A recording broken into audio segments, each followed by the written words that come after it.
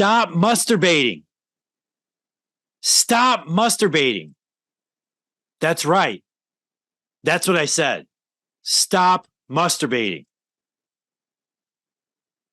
Man, Chuck's really lost it today in this Trader Tip Tuesday. He's talking about masturbating. What? Don't you mean masturbating? No. Masturbating. What is masturbating? You lost your mind?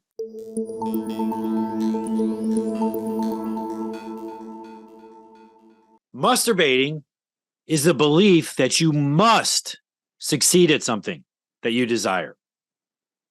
I'll say it again. Masturbating is the belief that you must succeed at something that you desire, that failure is not an option. One of the most common stories you'll hear about this is the whole theory of burn the boats. Like there's the story of a country in South America where they came in and they were facing overwhelming odds.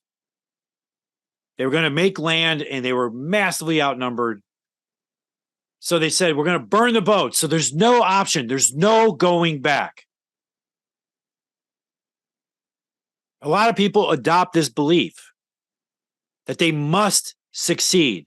There is no going back. So today we're going to talk about this. There's motivation and there's masturbation. Motivation, we all are familiar with. What is motivation? Motivation is essential for trading success. Without motivation, you will not make it. And motivation is a desire or a need that causes somebody to pursue a goal. It's a thing that drives them to go get it.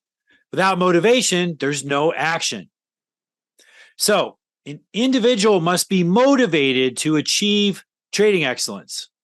And we could substitute trading for anything. An individual must be motivated to achieve athletic excellence or academic excellence or family excellence or marriage excellence. There has to be motivation.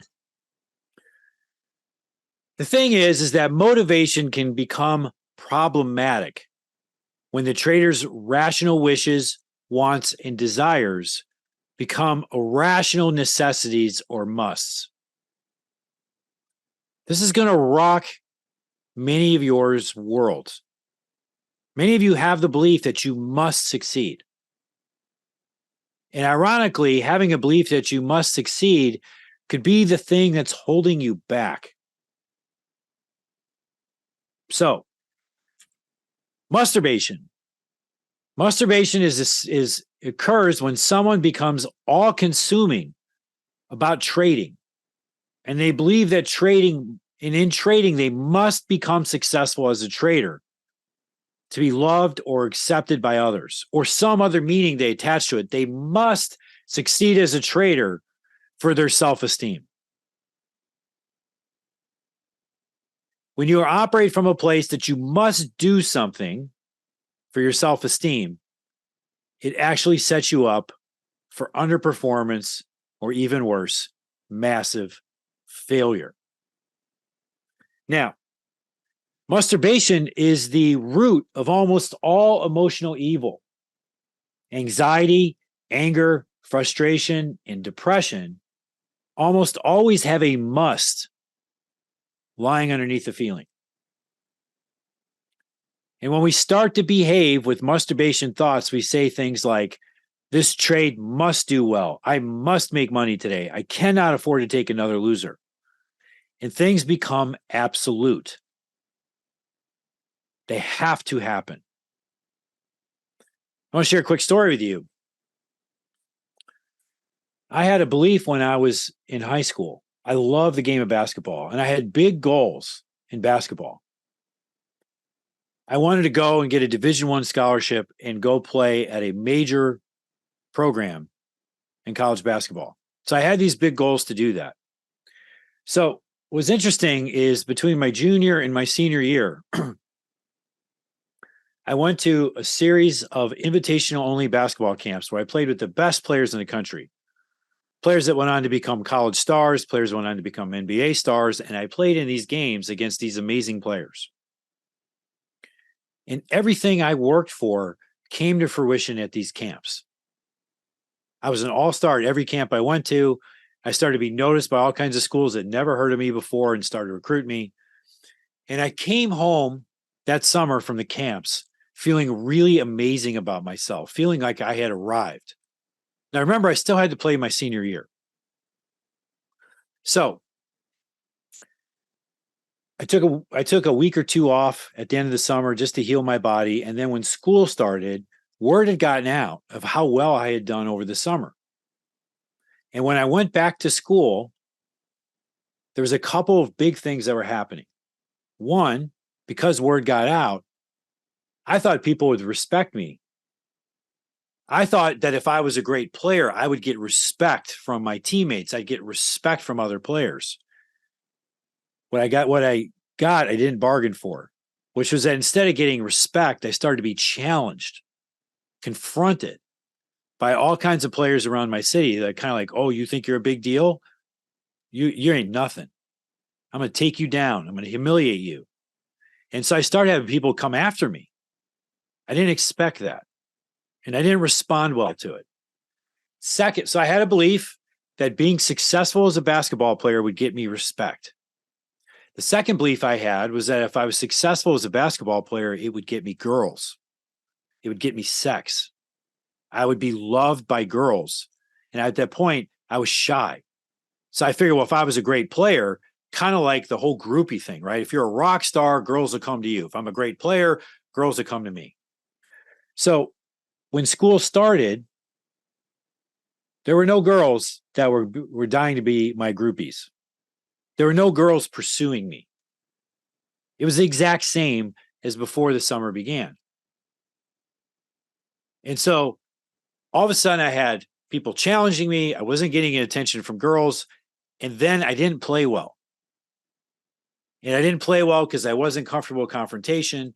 I didn't play well because I was rusty. And then very quickly, I accelerated my failures in my mind. So when I missed a shot, it wasn't just that I missed a shot. It was that I was killing my self-esteem. When I missed a shot, I was missing my chance of ever having love or having a girlfriend. These are the kind of things that were going on in my mind. And so I spiraled rapidly. And of course, as I spiraled, that actually intensified the criticism I was getting from people around me. They clearly got it wrong. How is this guy an all-star? He sucks. And I remember at one point, I called one of the guys that ran one of the all-star camps. And I called him and I talked to him about getting recruited. And I'll never forget what he said to me. He said, me putting you on my all-star team made me a laughing stock. It made me a laughing stock. I lost respect from other people because I put you on all-star team. So there's no way I'm putting in any kind of good word for you. It's literally what he said to me. I was crushed. So everything unraveled in a hurry. And as it unraveled in a hurry, I found myself sitting on the roof of a 27-story building, looking down, just pondering, wondering, should I jump? So in a very short period of time, I went from the peak of my confidence to the lowest of lows, where I actually was contemplating suicide. How could that happen so fast? It happened because I was masturbating. Everything I did around basketball was a must. It gave me no room for error. And then when I did fail, because I had no room for error, when I did fail, it was catastrophic. I see this in traders all the time. People come to trading for their financial hope. That trading is going to be the thing that saves them financially. It puts them in a position, ironically, where they burn all their capital, they burn all their savings trying to make it. And as this happens, they get more and more freaked out, which makes them trade worse and worse. And at the end, it's not even a question about their tactics or their knowledge or their desire. Those things are all there. They're so fucked up in their head that they cannot think straight.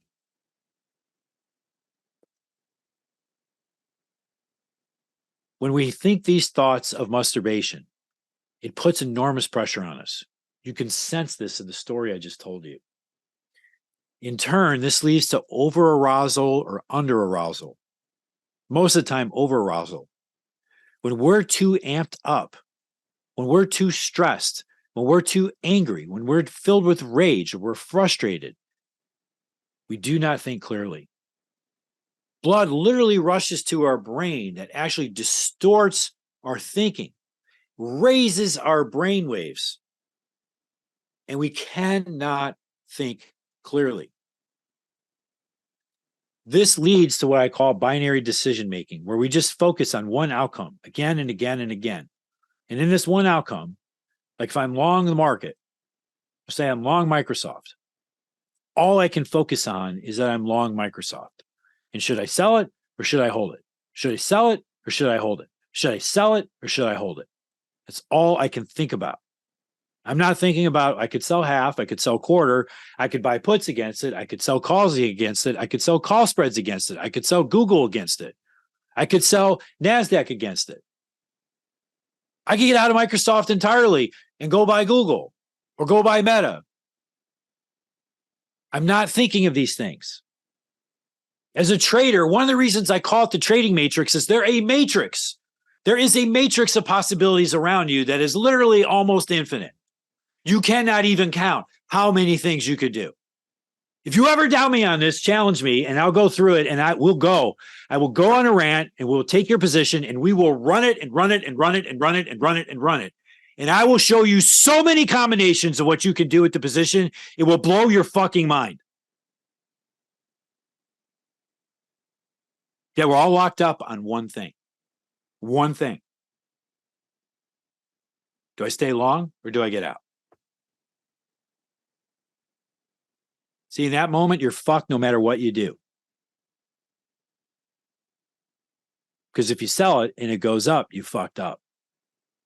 And if you don't get out and it goes down, you fucked up. You're going to beat yourself up no matter what. And you're fucked. And now, because you've made it a must, not only is the trade going to be a loser, but now in your mind, you're going to lose your marriage. Your kids are going to hate you. You're going to lose your health. You're going to lose your house. You're going to lose your cars. Your friends won't talk to you anymore. You'll be outcast from your peer groups. And you'll be homeless on the street, begging at a stoplight for somebody to give you $1. That's where you mentally go. It's bullshit, by the way, but that's where you mentally go. And it scares the living shit out of you. You think you're going to make good decisions when you're in that frame?